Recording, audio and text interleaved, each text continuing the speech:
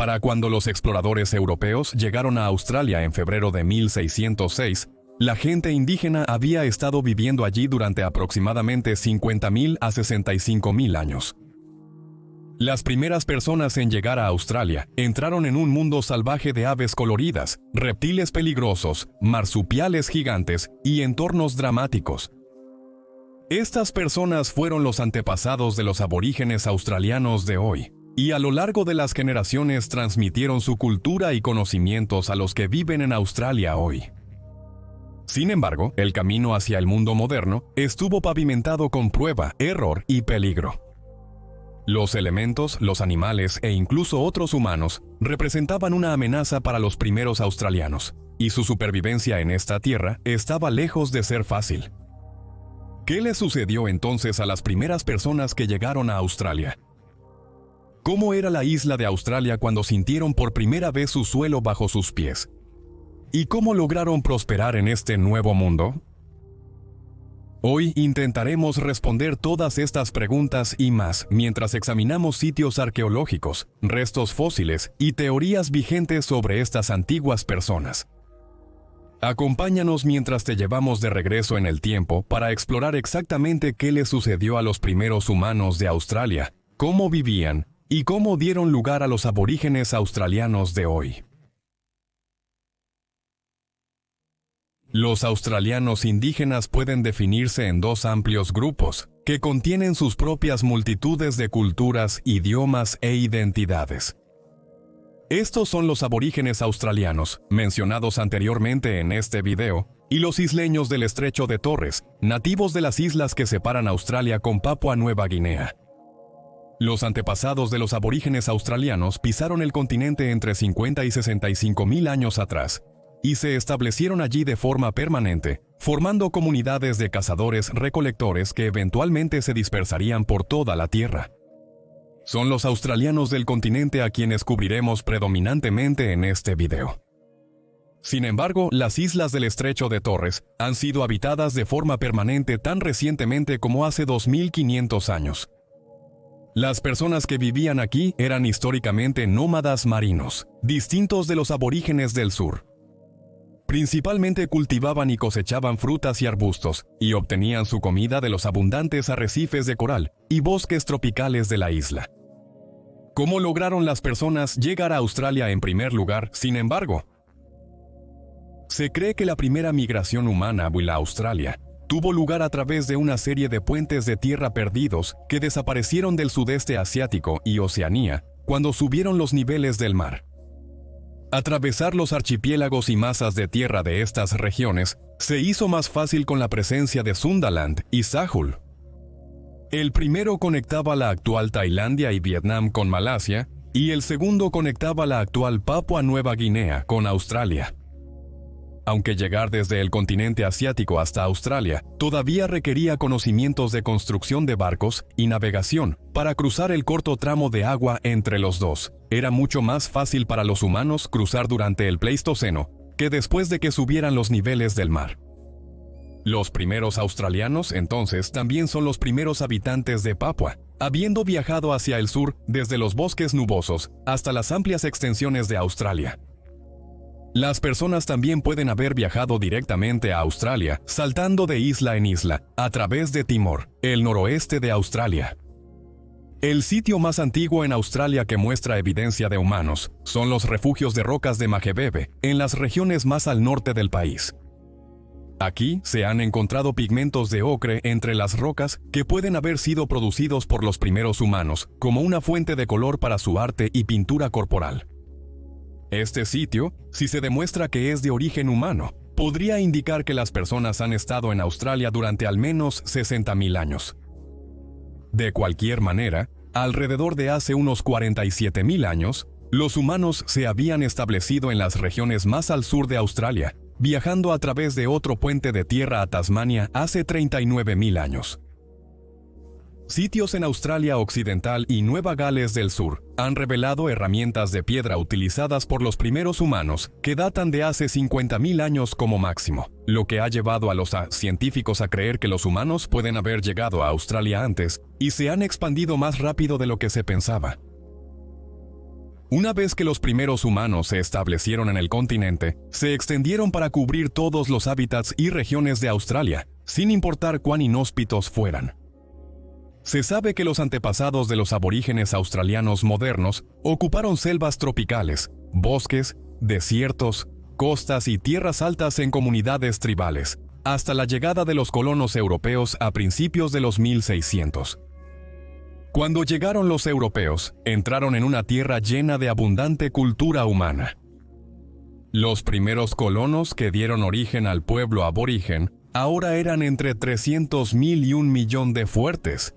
Vivían en hasta 600 tribus distintas y hablaban alrededor de 250 idiomas individuales. Habían estado aquí desde que las grandes bestias del Pleistoceno vagaban por los desiertos y bosques, y a pesar de las dificultades del colonialismo, han persistido hasta la actualidad. ¿Cómo era la vida para los pueblos indígenas de Australia antes de la llegada de los colonos europeos? Sin embargo, Australia en la época de las primeras migraciones humanas habría sido un paisaje dramático de entornos que cambian drásticamente, clima cálido y una abundancia de vida animal única. A medida que los humanos se asentaban y formaban tribus y comunidades, aprendieron a explotar los recursos naturales disponibles para ellos, y se han observado una amplia gama de culturas y dietas en las culturas indígenas del continente. La recolección y la caza constituían partes considerables de la vida de los antiguos australianos, y tanto hombres como mujeres participaban en la obtención de alimentos para la tribu. Las mujeres recolectaban y los hombres principalmente cazaban. Cada día, las personas se adentraban en la naturaleza con bolsas y palos para cavar, buscando cualquier cosa que pudiera ser segura para comer. Frutas, nueces, semillas y verduras se recolectaban de la naturaleza y se llevaban a la tribu para su consumo, complementadas con la carne de la fauna local. Grandes marsupiales como los canguros eran cazados por su carne y se les derribaba con lanzas, garrotes, piedras de lanzamiento y una invención clásicamente australiana, el boomerang. A veces la presa se cazaba a grandes distancias y se sabe que los australianos indígenas eran excelentes rastreadores. Los cazadores tomaban grandes precauciones para ocultarse de sus presas con lodo y follaje, y optaban por atacar a muy corta distancia una vez que se había acortado suficiente terreno. En otras zonas, los antiguos australianos dominaron la pesca. Mientras que algunas comunidades atrapaban peces de manera tradicional con lanzas, redes y cestas, otras optaban por métodos más creativos. En algunos casos, se esparcían hojas de plantas venenosas en el agua para intoxicar a los peces, lo que los hacía más fáciles de atrapar a mano. Otro método de captura a mano era agitar el sedimento en el agua, obligando a los peces confundidos a subir a la superficie. Sin embargo, aquellos que usaban lanzas y redes podían capturar cantidades más grandes de presas y a menudo animales más grandes. Las tortugas, dugongos y anguilas se cazaban para comer. Algunas comunidades llevaron esto un paso más allá y comenzaron a criar anguilas, irrigando sistemas de estanques para producir un flujo confiable de carne de pescado. Alrededor del 3500 a 100, la domesticación de animales llegó a la Australia continental en forma de dingo, una línea de perros domesticados que ahora viven salvajes y en estado feral en el continente moderno. Estos perros fueron traídos desde la Asia continental y parecen estar relacionados con linajes ancestrales en la antigua China. Sugieren que una segunda ola de colonos de Asia emigró a Australia trayendo perros domesticados con ellos. Estos perros se convertirían en los dingos que conocemos de Australia hoy en día. Hay pocas pruebas que sugieran que los dingos acompañaban a los antiguos australianos en las cacerías, sino que más bien vivían en armonía entre sí. Los dingos eran comunes alrededor de los campamentos de los pueblos indígenas y se volvieron mansos.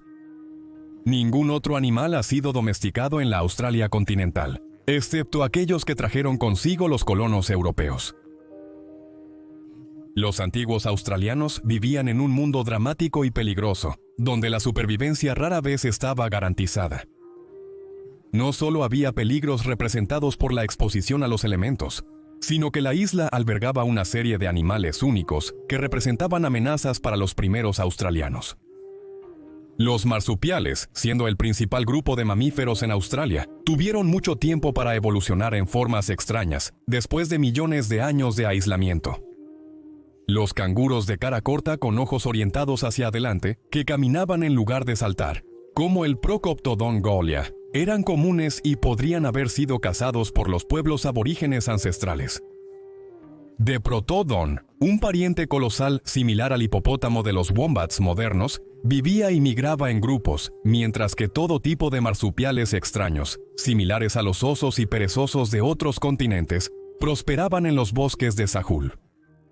Australia fue el hogar de Thylacoleo carnifex, un depredador de emboscada arbóreo, especialmente adaptado con dientes como tijeras y garras curvas. Este animal puede haber cazado a los primeros humanos que entraron en su territorio hace miles de años. En otros lugares, enormes reptiles como Varanus priscus, un lagarto monitor gigante, actuaban como los depredadores ápice de la antigua Australia. Vivían junto a criaturas como Bunambi, una serpiente enorme, y Quincana, un cocodrilo terrestre de proporciones gigantescas. Hoy en día, Australia es considerada ampliamente como uno de los lugares más peligrosos en el mundo natural. No olvidemos que junto a los animales extintos que acabamos de mencionar, todos los animales modernos y existentes de Australia aún prosperaban. Serpientes venenosas, arañas y escorpiones vagaban por los desiertos, mientras que especies marinas increíblemente peligrosas como el pez piedra, la medusa caja, las rayas y el pulpo de anillos azules ocupaban las costas. Esto habría sido especialmente peligroso para las numerosas comunidades pesqueras. En otros lugares, los cocodrilos, los casuarios e incluso las plantas altamente venenosas habrían representado sus propias amenazas. Era un mundo hermoso pero mortal para ser pionero. Los antiguos australianos participaban en ricas prácticas culturales que diferían mucho de una comunidad a otra. El arte rupestre era y sigue siendo abundante en la sociedad aborigen, y se presentaba en forma de grabados, pinturas y huellas de manos en las caras de las rocas y en el suelo. Las primeras instancias de estas formas de arte se remontan a hace unos 30.000 años, cuando se habían establecido comunidades en todo el continente, y las prácticas culturales específicas tuvieron tiempo para surgir.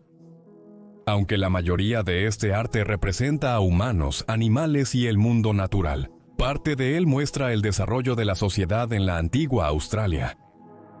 Las comunidades vecinas se hicieron amigas entre sí e intercambiaron sus recursos únicos. Esto ha sido mostrado en ocasiones en arte e historias, las cuales han sido transmitidas en tradiciones orales. Los aborígenes antiguos parecen haber comerciado con personas que vivían en Indonesia y adaptaron sus estilos de pesca y caza. De esta manera, los aborígenes utilizaban canoas profundas y fuertes cabezas de arpón, hechas de metal. Los antiguos australianos generalmente vivían en tribus compuestas por clanes familiares, de los cuales un promedio de 25 personas ocupaban una comunidad. Estos crecerían a tamaños mucho más grandes con el tiempo, y a medida que la población de Australia continuaba creciendo, pero comenzaron pequeños. Las tribus generalmente no tenían estructura gubernamental ni líder, y los miembros de la tribu buscarían a los ancianos para obtener respuestas y consejos, aquellos que conocían las tierras circundantes mejor que nadie, y que podían proporcionar consejos confiables basados en la experiencia. Los territorios entre las tribus estaban definidos por características naturales o barreras, y la gente a menudo se casaba con otras tribus para mantener fuertes las relaciones y el comercio. Los corroborees, grandes reuniones entre grupos de tribus aborígenes, eran eventos importantes para establecer relaciones comerciales y matrimonios, y prevenían cualquier riesgo de endogamia en toda la población. Las comunidades aborígenes de hoy pueden rastrear sus creencias religiosas y espirituales hasta los antiguos pueblos de Australia a través de la tradición oral. Aunque no hay una religión singular que se pueda asociar con todas las comunidades aborígenes, existen vínculos entre las prácticas espirituales y las creencias en todo el continente. Las ceremonias realizadas alrededor de fogatas y en la naturaleza a lo largo de generaciones han permitido a los australianos ancestrales transmitir sus mitos y leyendas a las futuras generaciones y como resultado permanecen intactas y vivas. Las tradiciones espirituales se centran en el concepto del tiempo del sueño, cuando los seres espirituales ancestrales crearon el mundo y todo lo que hay en él. Muchas mitologías aborígenes involucran la presencia de una serpiente arcoíris, una deidad creadora importante en el tiempo del sueño. Los pueblos aborígenes de la Australia actual pueden rastrear sus orígenes hasta aquellos primeros colonos que aparecieron en el continente hace más de 50.000 años. La gente de Australia habría llegado con mucho ensayo y error, y aunque los indígenas sobrevivieron hasta la época moderna, muchas culturas e idiomas se habrían perdido en el camino, ya sea de manera natural o antinatural. Naturalmente, existen teorías que exploran la idea de que grupos de australianos se perdieron debido a enfermedades, o pueden haber experimentado desastres a gran escala, como sequías o cambios en el clima a lo largo de los miles de años que llamaron hogar al continente. Sin embargo, todos estos factores naturales palidecen en comparación con el impacto del colonialismo en los australianos indígenas. Las poblaciones humanas en Australia, a pesar de los contratiempos naturales, habían estado creciendo continuamente desde que llegó la primera ola de colonos a la isla. Cualquier factor natural que los afectara claramente no era lo suficientemente severo como para hacer una mella significativa en sus números, es decir, hasta que los británicos llegaron a reclamar sus antiguas tierras. Entonces, para responder a la pregunta, ¿qué les pasó a los primeros humanos de Australia? Debemos mirar al año 1606, donde las comunidades de cazadores-recolectores se encontraron con las tecnológicamente avanzadas, algo que ha significado un desastre continuo en todo el mundo histórico. El primer desembarco documentado de europeos en suelo australiano tuvo lugar en febrero de 1606, cuando Willem Janszoon, un navegante holandés, atracó su barco a lo largo de la península de Cape York en el norte de Queensland. Janszoon trazó secciones de la costa australiana en mapas occidentales por primera vez. Los holandeses no intentaron colonizar esta nueva tierra. No fue hasta 1770 que los exploradores europeos harían el primer contacto con los australianos indígenas, cuando el explorador británico capitán James Cook conoció a la gente Gugu Jimiter que vivía a lo largo de la costa este de la isla. Como es el caso con el colonialismo europeo, pronto se declaró que la costa este de Australia fue reclamada para el Reino de Gran Bretaña, y la tierra fue nombrada Nueva Gales del Sur. Los aborígenes locales no eran vistos como los dueños de la tierra en la que vivían, ya que la agricultura no era común entre sus comunidades. En 1788, el gobernador Arthur Phillip llegó al asentamiento colonial británico de Port Jackson, donde se le había instruido vivir en amistad y bondad con la gente local mientras establecía estas tierras para la corona. Durante alrededor de 2 años, los aborígenes locales Eora mantuvieron su distancia de los británicos y sus asentamientos, preocupados de que su forma de vida corriera riesgo. Estaban horrorizados de que los británicos hubieran entrado a sus tierras sin permiso y hubieran comenzado a cosechar los recursos de los que habían dependido durante miles de años.